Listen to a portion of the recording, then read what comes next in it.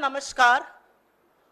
और कई बार ऐसा होता है कि कुछ किस्से, कुछ चीजें आप पढ़ते हैं तो लगता है कि ये पिक्चर का सीन चल रहा है, ये किसी घिनौनी गंदी पिक्चर का सीन चल रहा है,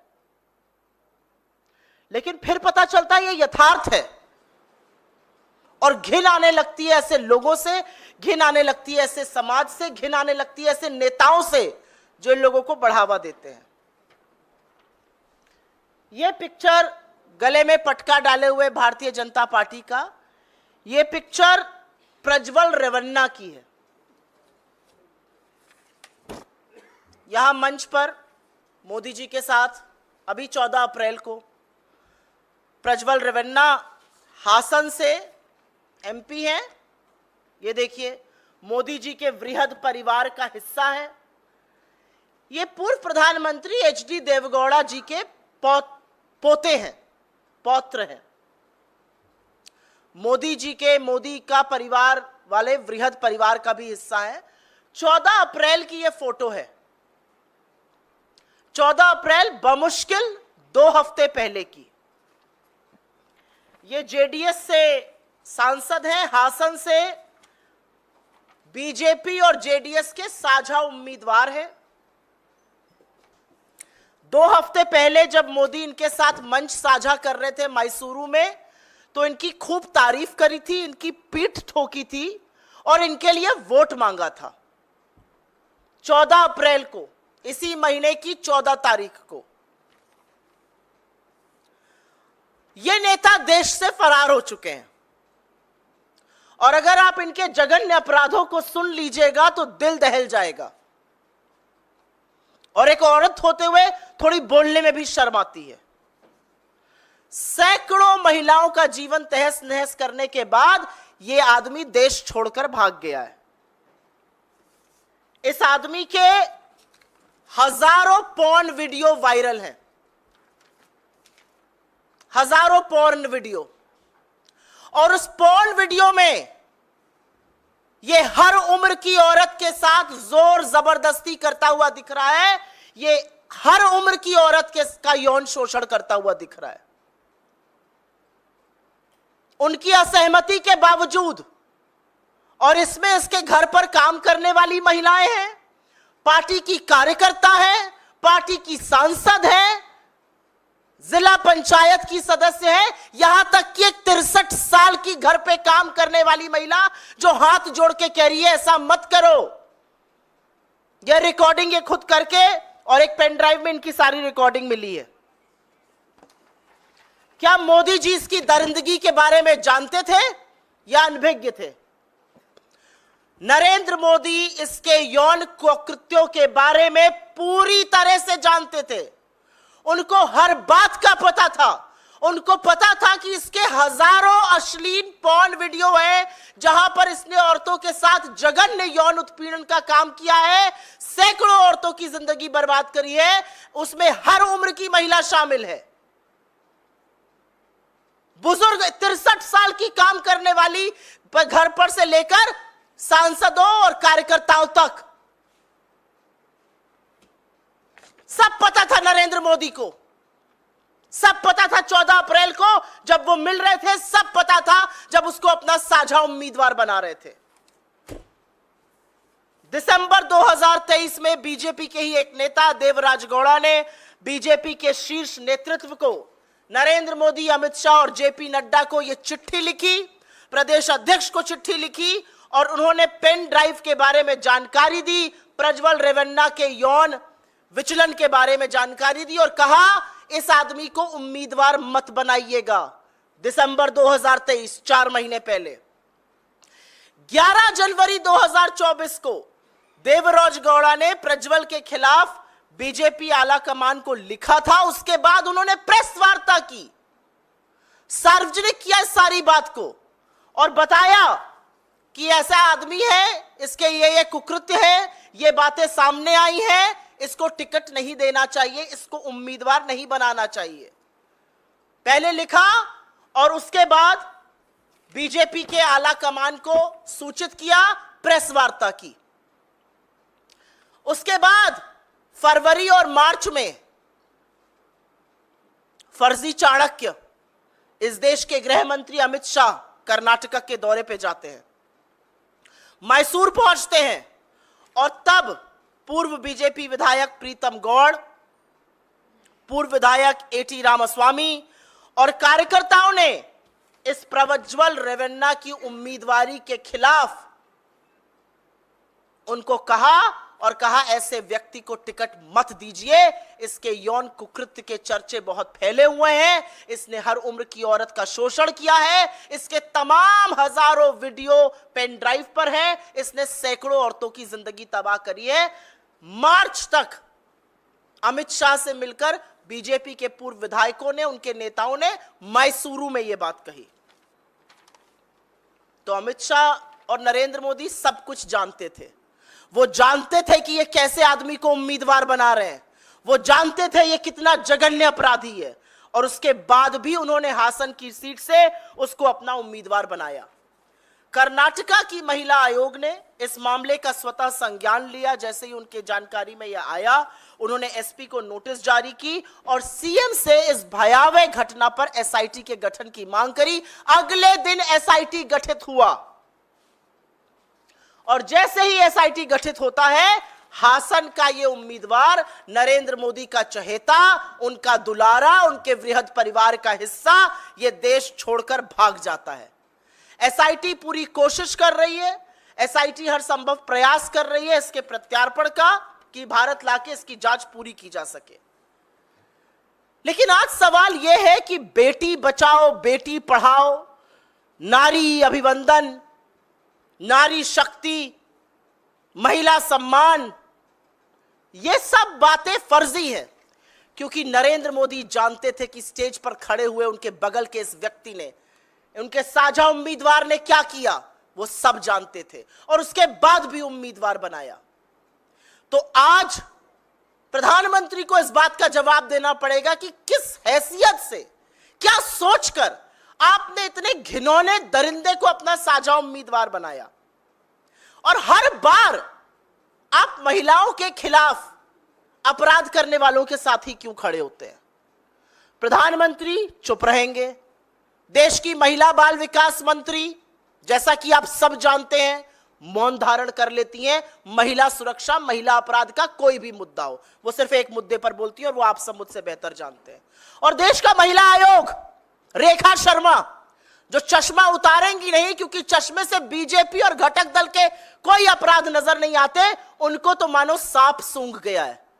नोटिस पे नोटिस, नोटिस पे नोटिस, नोटिस पे नोटिस भेजेंगी विपक्ष को, लेकिन भाजपा के कुकृत्यों को, भाजपा के घटक दलों के कुकृत्यों को, इतने जघन्य अपराधी का कोई संज्ञान नहीं लिया जाएगा।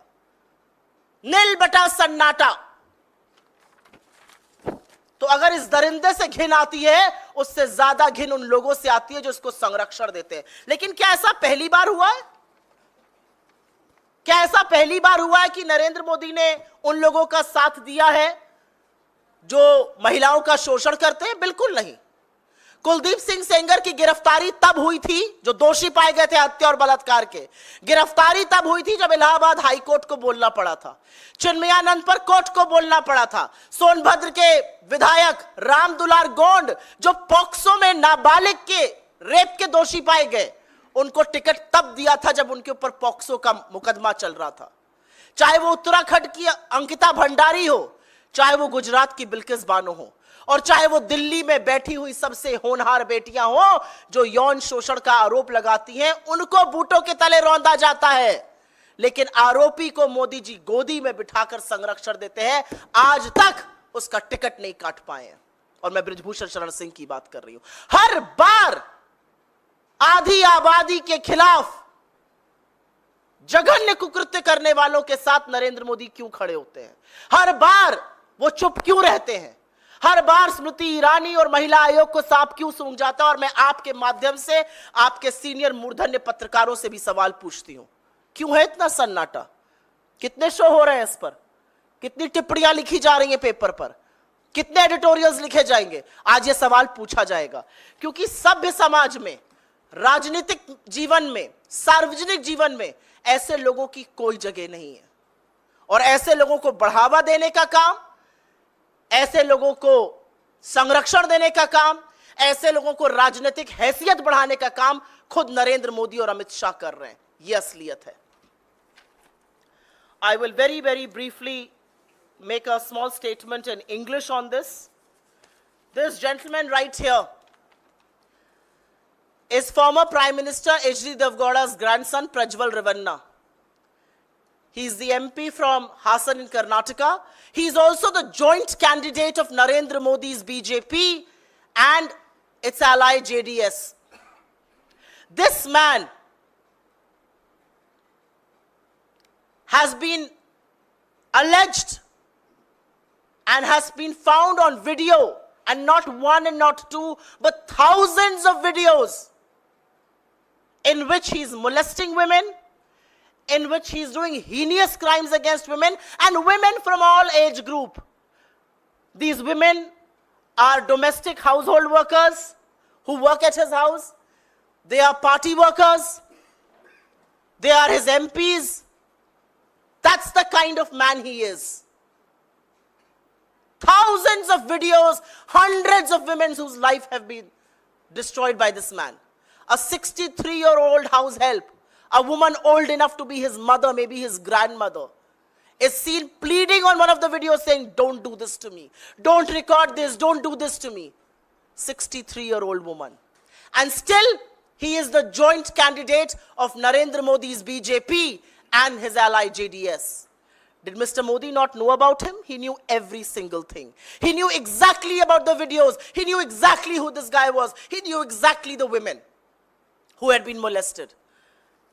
Because on the 13th of December, 2023, his own leader, Devraj Gowda, wrote to the Prime Minister and to the BJP president and to the local unit of the BJP, talking about the pen drives, talking about the sexual misconduct.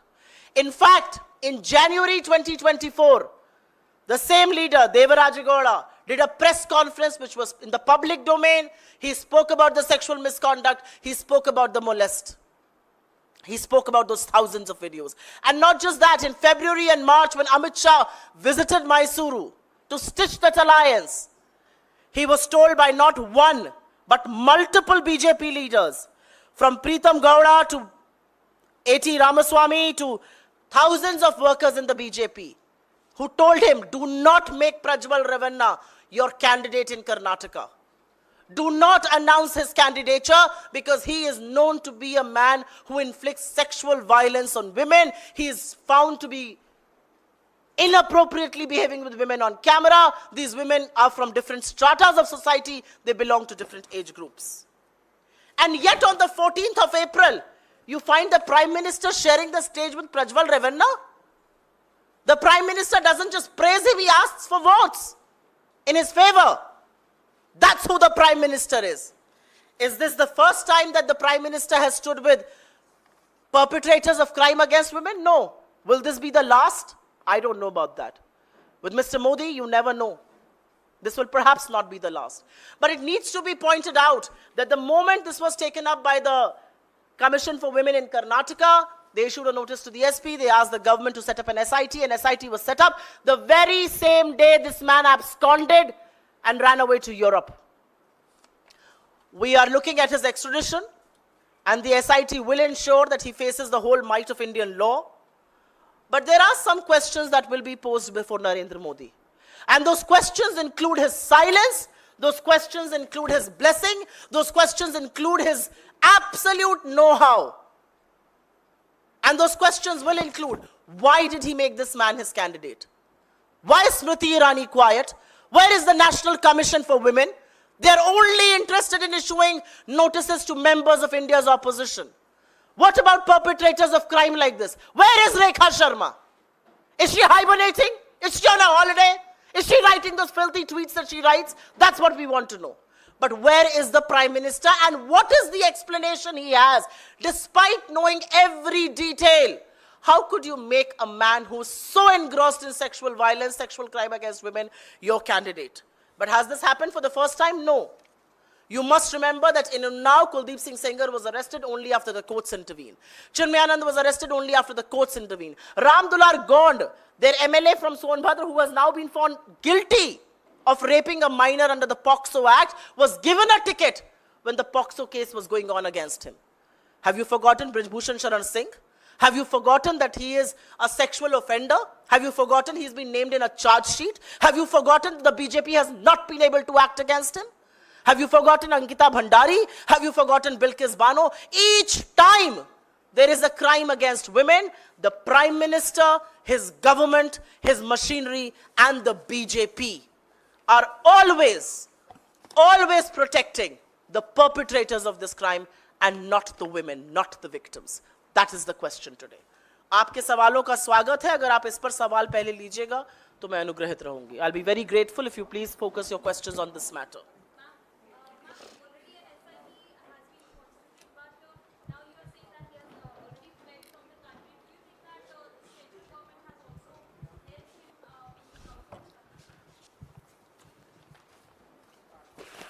This is the role of the central government. 14th of April 2024, 15 days before, this is the role of the central government. This is the role of not just the central government, this is the role of the head of the government, the Prime Minister himself, sharing a stage, encouraging this man, asking for votes, praising him in a public meeting. And this, when Narendra Modi was fully aware of what he has been charged with. He knew about the videos. He knew about this man's sexual misconduct. And he still went ahead, made him his candidate, praised him, shared a stage with him. Are you telling me Mr. Modi did not have a role in him fleeing? Answer that question for me.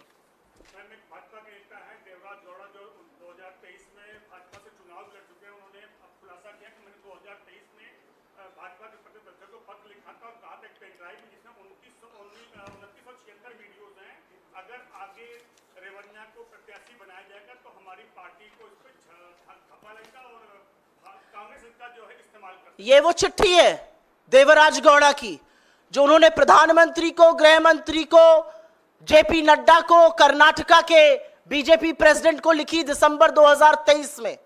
इस चिट्ठी में उन्होंने pen drive के बारे में लिखा. इस चिट्ठी में उन्होंने वो सारे कुकृत्यों का वर्णन किया. उन्होंने कहा कि बिल्कुल किसी कीमत पर इस आदमी को उम्मीदवार नहीं बनाना चाहिए. यह दिसंबर 2023 की चिट्ठी है.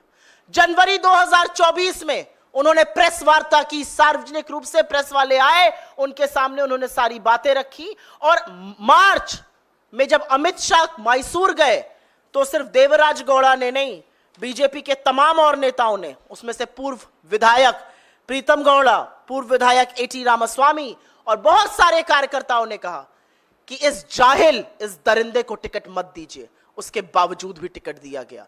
उसके बावजूद टिकट ही नहीं दिया गया, उसके बावजूद उसका प्रचार भी किया गया, उसके बावजूद उसको प्रोत्साहित भी किया गया, उसके कंधे पर हाथ रख के उसकी प्रशंसा भी की गई. यह है नरेंद्र मोदी का असली चाल चरित्र और चेहरा. मुंह नहीं होना चाहिए इस देश के प्रधानमंत्री का औरतों का नाम लेने के लिए. आधी आबादी की बात करते हैं, किस हैसियत से मंगलसूत्र की बात करते हैं? एक ऐसे व्यक्ति को अपनी गोदी में बिठाकर जो औरतों के साथ, 63 साल की एक वृद्ध महिला के साथ, सोच सकते हैं आप, आपके घर में जो औरतें मजबूरी में काम कर रही हैं उनके साथ, अपनी पार्टी के कार्यकर्ताओं के साथ, जिला पंचायत सदस्यों के साथ, महिला सांसदों के साथ. यह असलियत है इस आदमी की. और उस आदमी को प्रोत्साहित करने का, संरक्षण देने का काम कोई और नहीं, इस देश का प्रधानमंत्री नरेंद्र मोदी कर रहे हैं. There are thousands of videos, and because those videos are under SIT, I will not be able to reveal the identities of those women. I think it's only fair that the probe does it. But about 3,000 videos have surfaced where hundreds of women have been found being molested by this man. And he has fled this country. He was your candidate. You went and campaigned for him. He's now fled the country. But believe you me, the Karnataka government will ensure that he's extradited and he faces the might of Indian law. That's what we hear. And यहाँ इसके अलावा कोई इस पे और सवाल? महिलाओं को तो मुझे लगता है थोड़ी शर्म भी आनी चाहिए कि ऐसे देश में हम रह रहे हैं. घिन आती है कि जहां का प्रधानमंत्री ऐसे लोगों का सहयोग कर रहे हैं, संरक्षण कर रहे हैं. शायद इसीलिए आप लोग सवाल पूछने में असमर्थ हैं. जी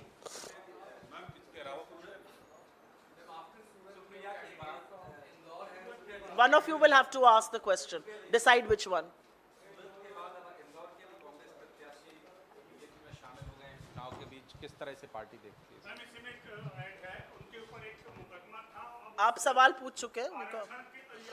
नामांकन की उस पे धारा जोड़ी गई है हत्या के प्रयास की, तो क्या ये माना जाए कि वो जब्त? अगर आप बोल चुके हो तो मैं जवाब दे दूं।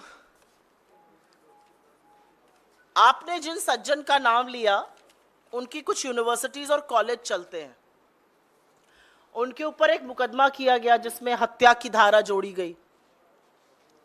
उनके ऊपर क्या प्रेशर था मुझे नहीं पता, लेकिन ऐसे ही कोई जाकर अपना नामांकन वापस नहीं ले लेता है और बीजेपी का दामन नहीं थाम लेता है। जब हम चीख चीख कर कहते हैं कि इस लोकतंत्र का चीरहरण हो रहा है, तो यह लोकतंत्र का चीरहरण ही है। कैंडिडेट्स को डरा धमकाकर, उनके प्रस्तावकों को डरा धमकाकर, उनके खिलाफ ऐसी ऐसी धाराएं लगाकर, उनके धंधा पानी को चौपट करके जो काम भारतीय जनता पार्टी कर रही है, इसको चुनाव जीतना नहीं कहते हैं, इसको लोकतंत्र का चीरहरण कहते हैं। और वो करने का काम भारतीय जनता पार्टी और खुद उसके शीर्ष नेता कर रहे हैं। The gentleman in question has multiple universities and colleges in the state that we spoke about. The gentleman in question was slapped with, one of the charges slapped against him was of murder. It is not natural, it is not normal, it is not ordinary that somebody just withdraws their candidature and joins the BJP. When we say that India's democracy is under threat, this is the threat that we speak about. The threat is to coax candidates, to put pressure for them to withdraw, to intimidate them, to intimidate their proposers, and that is what is happening. So anybody who questions us, and multiple colleagues of yours question us, kahan hai democracy khatre mein? Yahan hai democracy khatre mein.